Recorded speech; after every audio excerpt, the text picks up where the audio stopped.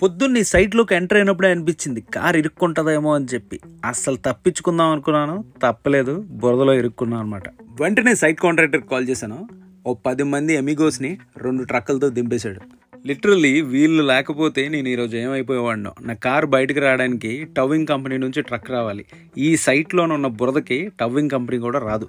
చకచకా షవల్స్ తీసుకొని మట్టిని తీసేసి ఒక వుడెన్ ప్లాంక్ని పెట్టారు. ట్రై చేస్తే అవ్వలేదు. మళ్ళీ ఇంకొంచెం మట్టిని తీసి వుడెన్ ప్లాంక్ని పెట్టి, మాస్టర్ మీరు కొంచెం అలా పక్క జరిగి రిలాక్స్ అవ్వండి, మేము కార్ బయటికి తీస్తామని చెప్పారనమాట. అది తీసే ముందు ఏంటి మరి మా ఇన్స్పెక్షన్ పాసే కదా అన్నారు. పాస్ అన్నాను.